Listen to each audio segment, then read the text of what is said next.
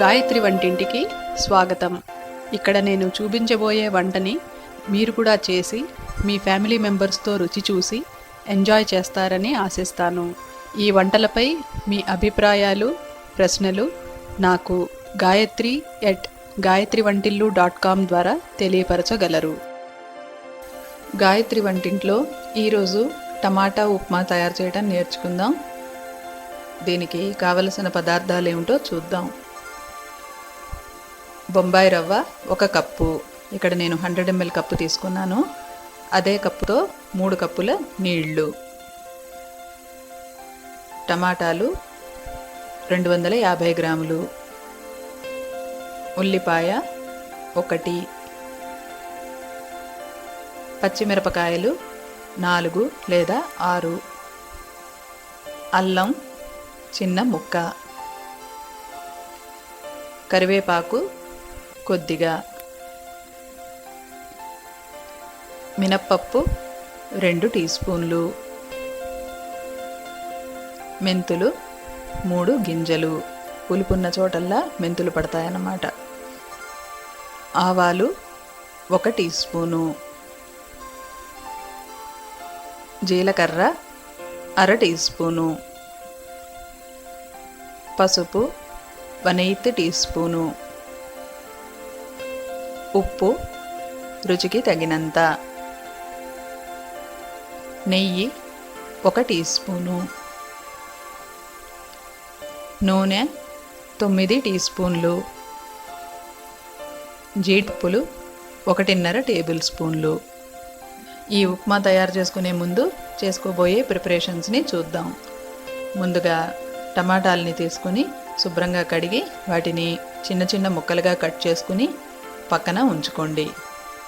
ఉల్లిపాయ తీసుకుని దాని పైపెచ్చు తీసేసి దాన్ని కూడా సన్నగా ముక్కలు తరుక్కుని పక్కన పెట్టుకోండి. ఇప్పుడు పచ్చిమిరపకాయలు తీసుకుని వాటిని శుభ్రం చేసుకుని, అలాగే అల్లం కూడా శుభ్రం చేసుకుని ఈ అల్లం పచ్చిమిరపకాయని మిక్సీలో వేసుకుని కొద్దిగా కచ్చాపచ్చాగా నూరుకుని పెట్టుకోండి. కరివేపాకు తీసుకుని కడిగి దాన్ని కూడా సన్నగా తరుక్కుని ఒక ప్లేట్లో పెట్టుకుని పక్కన ఉంచుకోండి. ఇప్పుడు ఈ ఉప్మా తయారు చేసే విధానాన్ని చూద్దాం. ముందుగా స్టవ్ మీద మూకుడు పెట్టి వెచ్చబెట్టండి. అందులో నూనె వేసి కాయండి. నూనె బాగా కాగిన తర్వాత జీడిపప్పులు వేసి వేయించుకోండి. ఇవి కొద్దిగా గోల్డెన్ రంగు వచ్చిన తర్వాత వాటిని తీసేసి ఒక ప్లేట్లో పెట్టుకుని పక్కన ఉంచుకోండి.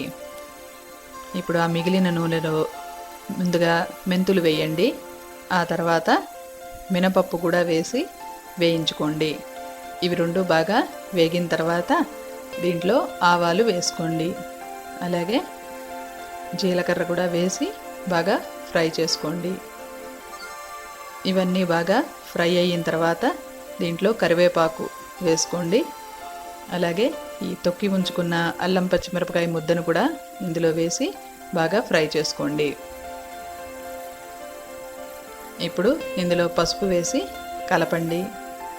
అంతా బాగా కలిసిన తర్వాత దీంట్లో ఈ తరిగి ఉంచుకున్న ఉల్లిపాయ ముక్కలు వేసి వేయించుకోండి. ఈ ఉల్లిపాయలు మనకి కొద్దిగా ట్రాన్స్పరెంట్ అవ్వాలన్నమాట. అప్పటిదాకా వాటిని వేయించుకోండి.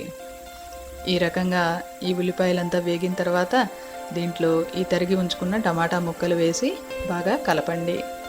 ఇప్పుడు ఈ టమాటా మనకి ఉడకాలి, అందుకని దీంట్లో కొద్దిగా ఉప్పు వేసుకోండి. వేసి ఇది కలిపి దాన్ని మూత పెట్టి సన్నని సగం మీద మగ్గనిస్తే టమాటా ఉడుకుతుంది. అప్పుడు ఆ గెరిటతోనే కొద్దిగా మ్యాష్ చేసి దాంట్లో ఇప్పుడు నీళ్లు పోయండి. నీళ్లు పోసిన తర్వాత ఆ మిగిలిన ఉప్పు అంతా కూడా ఇందులో వేసేసి కలపండి. నీళ్లు తెరులుతున్నాయి, అందులో నెయ్యి వేసుకోండి. నెయ్యి వేసి కలిపి దాంట్లో ఇప్పుడు రవ్వ పోసుకుందాం. కొద్దిగా రవ్వ పోస్తూ తిప్పుతూ ఉంటే అంతా కలుస్తుందన్నమాట. రవ్వ అంతా ఒకసారే పోసేస్తే ఉండగట్టేస్తుంది. కాబట్టి కొద్దిగా పోస్తూ కలుపుతూ ఉంటే సరిగ్గా కలుస్తుందన్నమాట. మొత్తం అంతా రవ్వ అయ్యేసరికి నీళ్ళగానే ఉంటుంది. దాన్ని ఇప్పుడు మూత పెట్టి సన్నని సగ మీద ఒక 2-3 నిమిషాలు ఉంచారంటే ఆ ఉప్మా దగ్గరకు వస్తుంది. ఈ రకంగా మనకి తయారవుతుందన్నమాట. దాన్ని ఒకసారి కలిపి ప్లేట్స్లోకి పెట్టుకుని సర్వ్ చేసుకోండి. జీడిపప్పుతో గార్నిష్ చేసి. ఈ ఉప్మా పుల్ల పుల్లగా ఎంతో రుచిగా ఉంటుంది.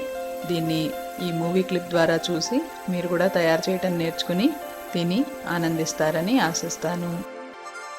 ఈ రెసిపీ యొక్క డీటెయిల్డ్ డిస్క్రిప్షన్, టిప్స్ మీరు నా వెబ్సైట్లో చూడగలరు. ఇలాంటి మరెన్నో వంటలని మీరు నా వెబ్సైట్ gayatrivantillu.comలో చూడగలరు.